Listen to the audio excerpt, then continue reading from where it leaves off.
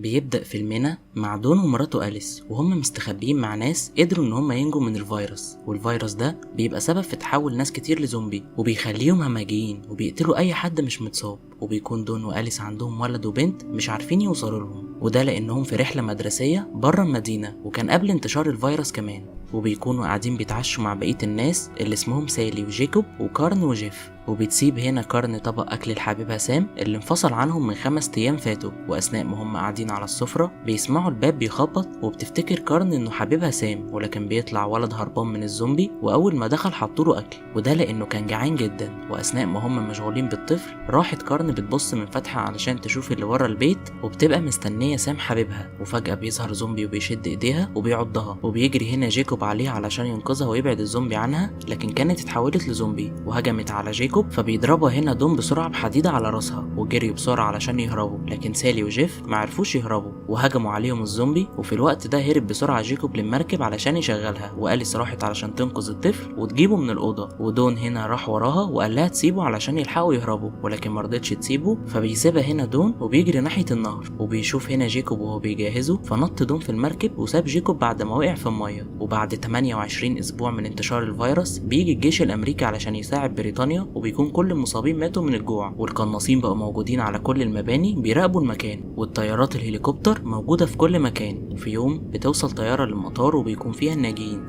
وكانوا بيكشفوا عليهم وبيعملوا لهم فحوصات علشان يطمنوا انهم مش مصابين بالفيروس. وفي الفحص لقت الدكتورة سكارلت ان في ولد وبنت عندهم عين سودة وعين خضراء، ولما سألتهم سكارلت قالوا لهم انهم واخدينها وراثة. واول ما اتأكدوا انهم كويسين سابوهم وراحوا ركبوا المترو، وبيوصلوا هنا عند باباهم، وباباهم بيطلع دون اللي بيروحوا هنا منطقة امان. وبيكون ولد اسمه أندي وبنت اسمها تامي، واخدهم معاه لبيتهم الجديد لان بيتهم القديم فيه جثث الزومبي والحكومة لسه مشالتهاش. وبنعرف هنا ان الحكومة بتنظف المكان من الزومبي الميت عن طريق حرقهم. وبعد ما راحوا البيت وقعدوا معاه سألوه عن مامتهم وازاي هي ماتت، وبيقول لهم ان هو حاول ينقذها ولكن ما قدرش وماتت قدام عينه، وما قالهمش على الحقيقة وانه سابها وهرب. وبعد شوية راحوا يناموا ويرتاحوا، واندي وهو نايم بيحلم بمامته وهي زومبي، فصحي وراح نام جنب تامي اللي كانت برضه صحيت من النوم قلقانة. وبيقول لها اندي انه خايف ينسى شكل مامته، فقالت له تامي ينام والصبح هيروحوا لبيتهم القديم، وده طبعا علشان يجيبوا صورة لمامتهم. وفي تاني يوم الصبح بيصحى تامي واندي وبيخرجوا من البيت، وبيكون باباهم راح لشغله، فشافوا ان دي فرصتهم علشان يهربوا المنطقة امان.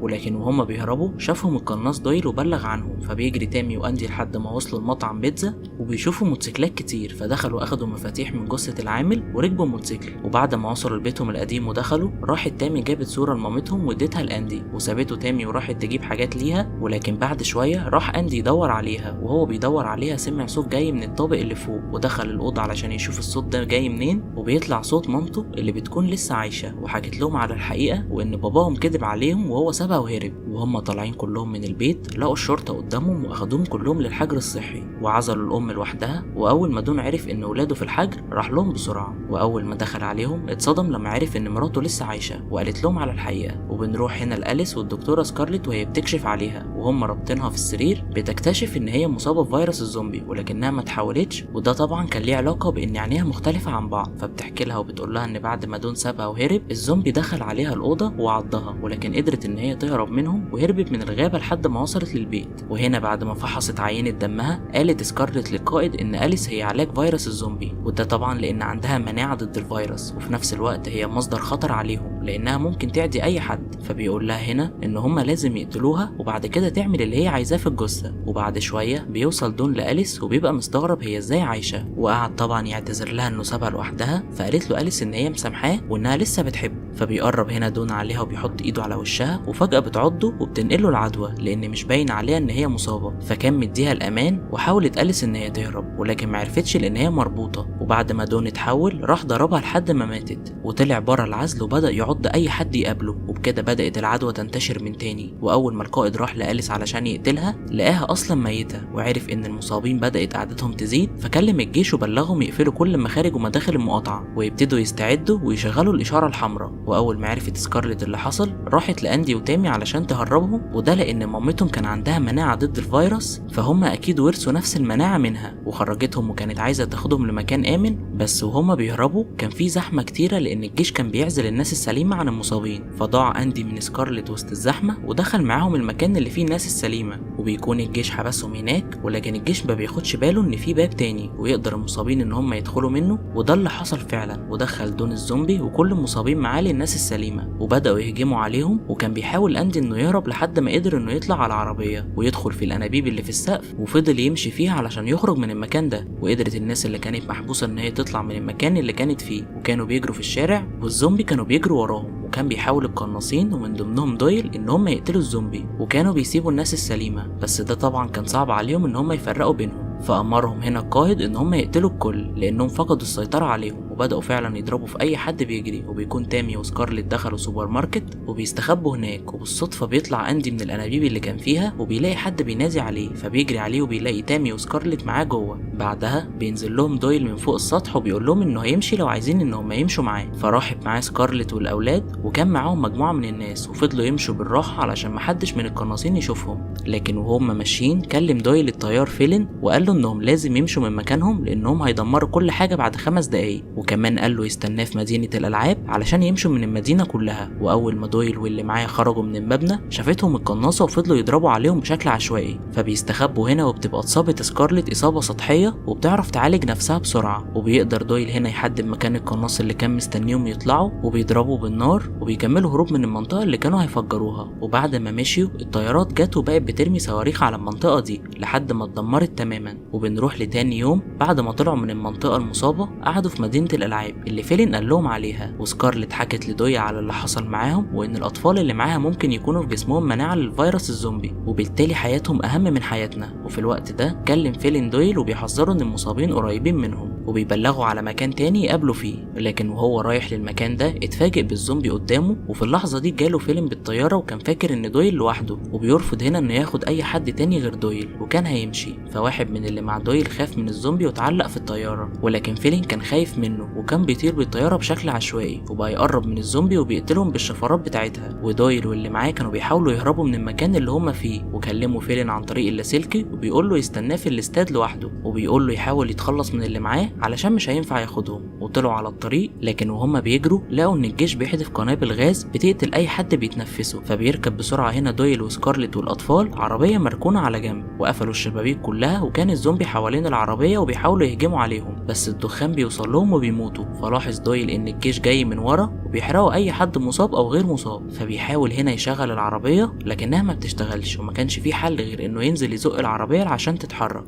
وفعلا نزل وحركها والعربية اشتغلت، ولكن الجيش قدر يوصل له وحرقوا دويل. فاتحركت سكارلت بالعربية بسرعة، وكانت وراهم طيارة وبتضرب نار على العربية، ولكن قدروا انهم ينزلوا المبنى تحت الارض، ونزلوا كلهم من العربية واخدوها ماشية على رجليهم جنب المترو، وكان المكان ضلمة. وكانت سكارلت بتحاول تشوف قدامها بالمنظار الليلي اللي معاها، وكانت بتوجه تامي واندي يمشوا ازاي، ولكن بسبب الضلمة تامي واندي وقعوا من على السلم واتفرقوا تاني. وقدرت تامي توصل لسكارلت وكانوا رايحين يدوروا على اندي، ولكن فجأة بيظهر دون الزومبي وبيهجم على سكارلت وفضل يضرب فيها لحد ما قتلها. وتامي اخدت المنظار الليلي اللي كان مع سكارلت وبتهرب، وكانت بتدور على اخوها. وبنروح لاندي وكان بيدور على اخته، ولكن دون ظهر قدامه فجأة وهجم عليه، وللاسف بيعضه، ولكن تامي قدرت توصل لهم وقتلت دون بالمسدس. ولما قربت تامي على اخوها تشوفه لقيته لسه ما تحولش، برغم ان كان باين على عينه ان هو اتصاب بالعدوى، ولكن ما اثرتش فيه. فبيكملوا مشي وراحوا للاستاد، لان دويل قال لهم ان صاحبه فيلن هيكون مستنيه هناك. واول ما بيوصلوا كان فيلن رافض ياخدهم، ولكن بعد ما عرف ان دويل مات وافق انه ياخدهم، لان ده كان طلب دويل من الاول. بس كده يا سيدي، دي نهايه الفيلم. ما تنساش لو عجبك الفيلم تعمل لايك وتشترك في القناه وتفعل زر الجرس علشان يوصلك اشعار بكل افلامنا الجديده. يلا اشوفكم على خير في فيلم جديد. سلام.